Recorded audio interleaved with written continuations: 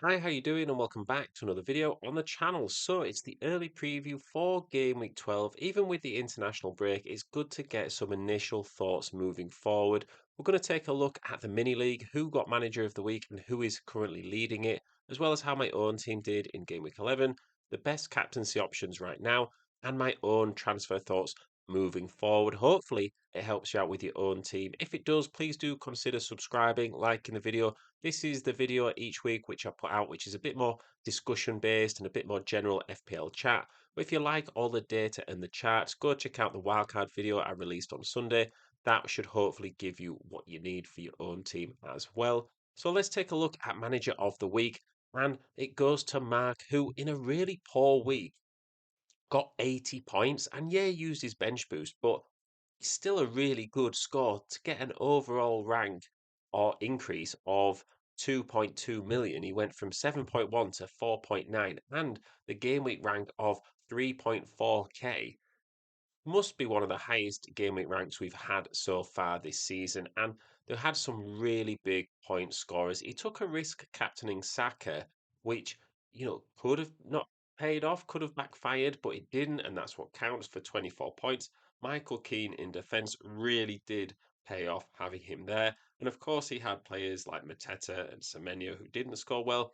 But what a great time to play your bench boost with Anderson getting 9. Even though there wasn't too many more points on the bench, it all adds up. An extra 7 points from Dubravka, Senesi, and Estev. And I just think it's a really good score. So well done, Mark. Gone up so far in the mini league as well. Hopefully, you can build on this for the rest of the season. So from one mark to another mark, we've still got Mark leading the mini league overall. Current overall rank of inside the top 6k, which is phenomenal, really. And there is a bit of separation in the top three of the mini league as well. Mark has pulled away just a little bit. And overall, it wasn't an amazing game week. Having Saka in your team was one of those players that if you had Saka this week, you did well. If you didn't have Saka, you'd probably struggle to beat the average, really. There wasn't a load of highly owned players that were doing really well this game week. So shout out to Mark for still winning the mini league as it stands, but there's a long way to go. So into my own team, and overall 37 points. That's one below the average, which isn't the worst thing in the world. You're not going to have a great game week every week. And I was at 160k or 170k, and I've gone down to 210k. So just a 40k red arrow, which obviously isn't great. You always want red arrows, but if you're in the top 250k, it's a lot harder to get green arrows than it is red arrows because there's just a lot more FPL managers and places to drop down. It's a bit like if you were 10 million in the world in FPL.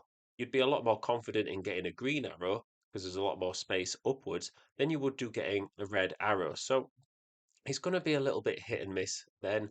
But it's like I said with having such a safe team. Feel like my team is quite a safe team. It's when it doesn't do well, players like Semenyo and Haaland both missing penalties, doesn't quite affect my overall rank as much. So I'm not too downhearted about it. I feel like the point spread was really close this week. But let's see how we got on anyway. So in goal, Raya, Arsenal, they're not going to keep clean sheets forever. I was really lucky to benefit from 4 clean sheets in a row. And the same goes for the defence as well.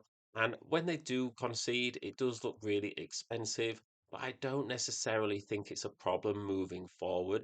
I think having triple Arsenal defence, not many teams keep clean sheets as it is. So you might as well just have them in your squad. There's no need for me to sell them. I do also think Calafiori looks so attacking. I'm amazed he's not got an attacking return so far this season, or since I've owned him at least. I know he got some right at the start. Tarkowski got a clean sheet, and funny enough, I've got 4 free transfers that I want to use up, and he's on the chopping block, probably going to go this week. But he was my top scoring defender in game week 11. So into midfield, and again, Mbumo got 7 points in the first match of the game week. And at that point, I'm thinking, this is amazing.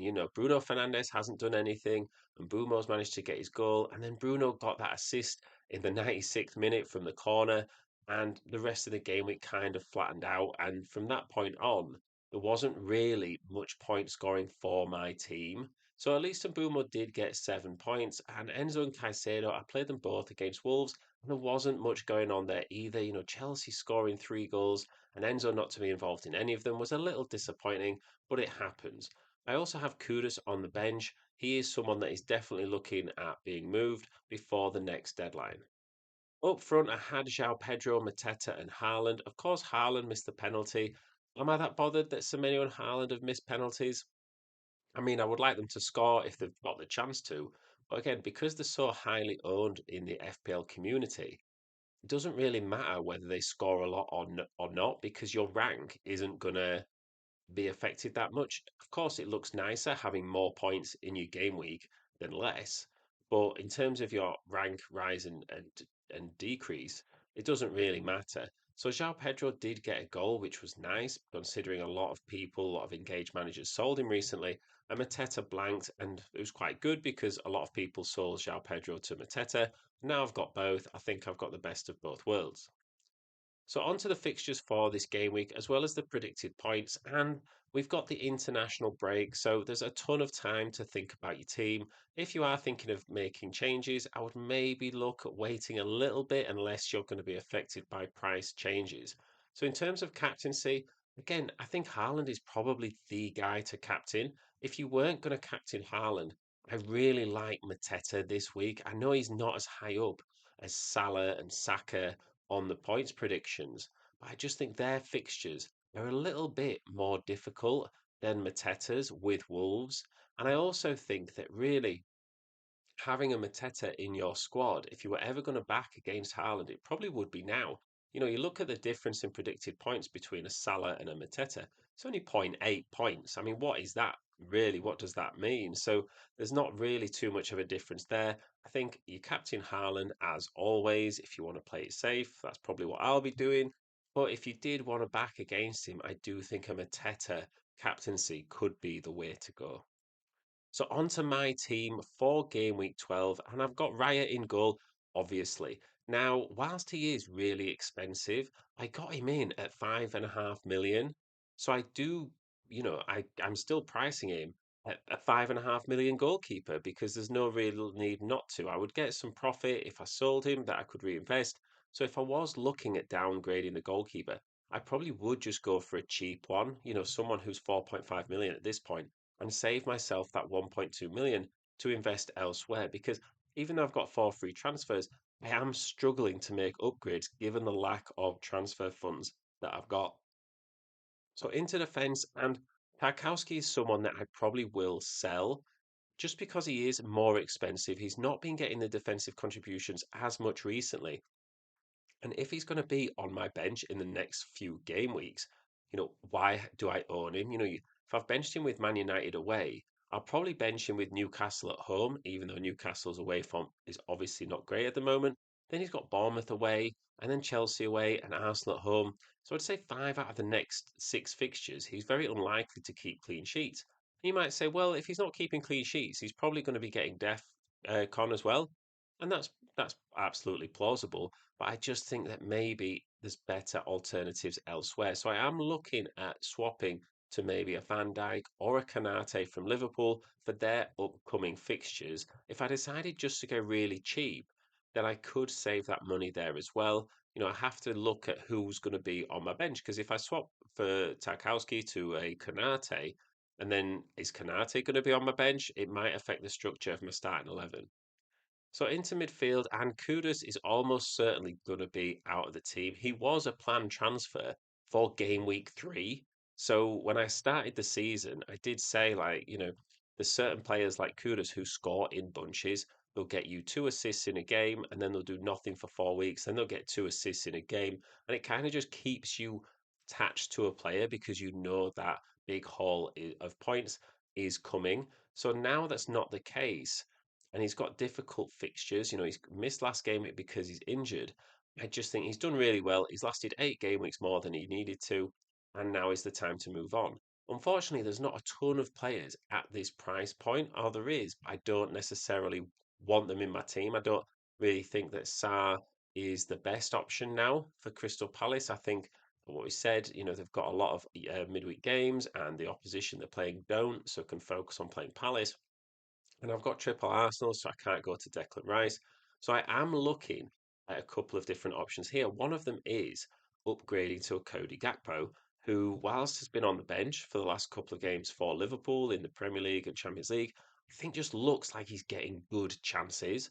And a lot of people are saying, get Szoboszlai in, but Szoboszlai's only got one assist, I think, in his last 6 games. It's not a ton of attacking threat from Szoboszlai, whereas I think whilst Gakpo is maybe missing chances, he's underperforming his expected goals, and therefore he will start scoring goals sooner rather than later. Now, the problem with Gakpo is the price. He's about 1 million more expensive than Kudus, and where am I going to get the money from if I wanted to also upgrade Tarkowski to a Van Dijk? Well, this is where João Pedro comes in and kind of where I'm stuck at the moment with my transfer headaches because João Pedro would be the one to sell. I could actually downgrade him to a Thiago now and then be able to afford Gakpo as well. And that works absolutely fine. The problem is that he plays Burnley next. And I want him for Burnley. If I've kept him for the Wolves game just gone, it doesn't make any sense to sell a striker when they're about to play Burnley. So the only reason that this is an issue is if this price changes. Now, I could just hang on to João Pedro as well and then say downgrade someone and find the funds to upgrade a Kudus. But I could also keep hold of João Pedro and then upgrade a Kudus to a Morgan Rogers because Aston Villa have Leeds, Wolves, Brighton, and West Ham in the next 5. They look great. Nobody's talking about Morgan Rogers right now, and probably for good reason.